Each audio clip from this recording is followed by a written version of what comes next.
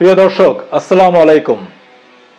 এমপিওভুক্ত শিক্ষা প্রতিষ্ঠানে যারা শিক্ষকতা করেন তাদের বেতনের টাকায় কি সংসার চলে? এসব বিষয় নিয়ে কথা বলবো এই ভিডিওতে। তার আগে বলে নেই, আপনি যদি এই চ্যানেলে নতুন হয়ে থাকেন তাহলে পরবর্তী ভিডিও পেতে চ্যানেলটি সাবস্ক্রাইব করে রাখতে পারেন। ভিডিওটি ভালো লাগলে লাইক, কমেন্ট এবং শেয়ার করতে পারেন। তাহলে দর্শক, চলুন শুরু করা যাক। দেখেন, বাংলাদেশে এমপিওভুক্ত শিক্ষা প্রতিষ্ঠানে যারা কলেজ লেভেলে শিক্ষকতা করেন, মানে লেকচারার পদে যারা জয়েন করেন, তারা সাকুল্যে 23,500 টাকা বেতন পান। অন্যদিকে এমপিওভুক্ত শিক্ষা প্রতিষ্ঠানের মাধ্যমিক পর্যায়ে যারা সহকারী শিক্ষক পদে 11তম গ্রেডে জয়েন করেন, তারা সাকুল্যে 14,000 টাকা পান এবং যারা 10ম গ্রেডে জয়েন করেন তারা সাকুল্যে 17,000 টাকা পান। এমপিওভুক্ত প্রতিষ্ঠানে যারা শিক্ষকতা করছেন, আমার এই ইনফরমেশনে যদি কোনো ভুল থাকে তাহলে নিশ্চয়ই আপনারা কারেক্ট করবেন। তবে আমি যত জানি যে এই ধরনের বেতনই আসলে তারা পেয়ে থাকেন। এখন প্রশ্ন হলো এই যে বেতন কাঠামো, এই বেতন দিয়ে কি আসলে এমপিওভুক্ত শিক্ষকদের সংসার চলে কিনা? দেখেন, বাংলাদেশে আমরা গত 5 বছরে যে নিত্য প্রয়োজনীয় যে দ্রব্য, যদি আমরা ধরি যে চাল, ডাল, তেল, লবণ, আলু, পেঁয়াজ, রসুন, অন্যান্য যে প্রয়োজনীয় পণ্যগুলো রয়েছে, গত 5 বছরে কেমন দাম বেড়েছে নিশ্চয়ই আপনারা সেটা জানেন। এই গত 5 বছরে এমপিওভুক্ত শিক্ষকদের বেতন কত টাকা বেড়েছে আপনারা নিশ্চয়ই কমেন্ট সেকশনে জানাবেন যে আসলে কত টাকা বেড়েছে। তো সেই জায়গা থেকে এই যে এমপিওভুক্ত শিক্ষকরা বেতন পাচ্ছেন, তা দিয়ে এটা একদম পরিষ্কারভাবে বলা যায় যে সংসার আসলে তাদের চলে না বা চলছে না। একজন এমপিওভুক্ত শিক্ষকের তার যদি বাবা মা বেঁচে থাকেন বা বাবা মা থাকেন বা তার স্ত্রী বা তার পুত্রকন্যা থাকেন, একটা 4 সদস্য বা 5 সদস্য বিশিষ্ট ফ্যামিলিতে এই 14,000 টাকা দিয়ে বা 17,000 টাকা দিয়ে বা 23,500 টাকা দিয়ে সংসার চালানো খুবই ব্যয়বহুল। দেখেন, আমরা যেটা দেখছি যে বাংলাদেশে দিনকে দিন যতদিন যাচ্ছে জীবন যাপনের যে ব্যয়, সেটা কিন্তু বেড়েই চলছে। সেই জায়গা থেকে এমপিওভুক্ত শিক্ষকদের বেতন কিন্তু আসলে বাড়েনি। এখন ব্যাপারটা হলো এরকম যে আপনারা যদি একজন ক্ষুধার্ত মানুষকে দিয়ে যদি কাজ করাতে চান, একজন ক্ষুধার্ত মানুষকে দিয়ে যদি ক্লাস নেন, তার পক্ষে আসলে সেই ক্লাসটা ভালোভাবে নেওয়া সম্ভব না।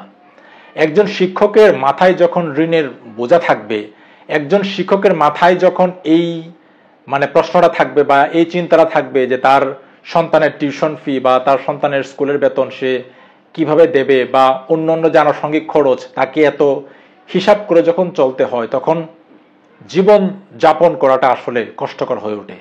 তারপরও জীবন যাচ্ছে আসলে। এখন প্রশ্ন হলো এই যে বাংলাদেশে কত হাজার এমপিওভুক্ত শিক্ষা প্রতিষ্ঠান রয়েছে?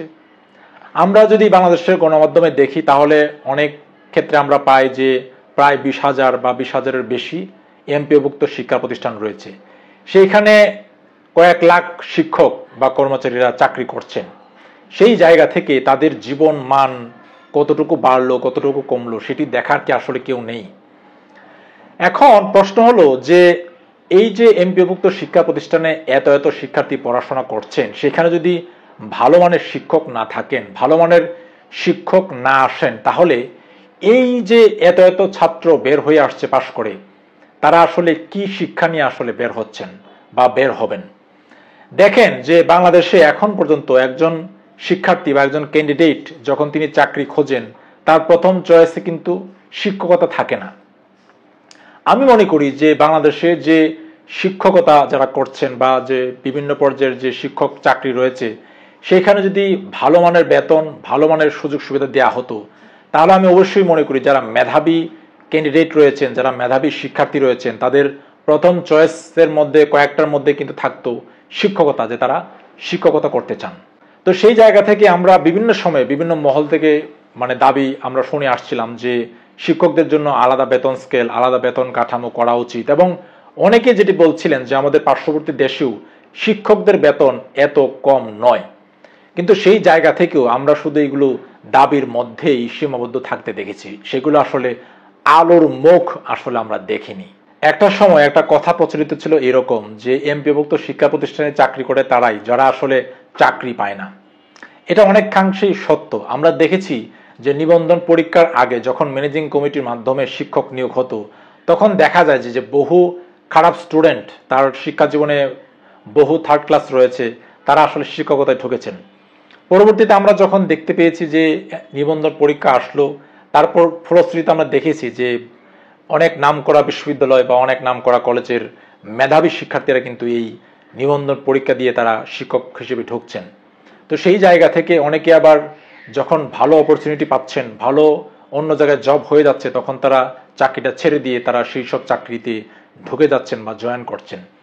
সেই জায়গা থেকে সরকার যদি মনে করে থাকে যে এই এমপিওভুক্ত শিক্ষা প্রতিষ্ঠানগুলোতে ভালো শিক্ষক বা ভালো ক্যান্ডিডেট তারা ধরে রাখবেন, তাহলে আমি মনে করি যে এই বিষয়গুলো নিয়ে, মানে শিক্ষকদের বেতন স্কেল, শিক্ষকদের বেতন কাঠামো, শিক্ষকদের অন্য অন্য সুযোগ সুবিধা আসলে বাড়ানো উচিত।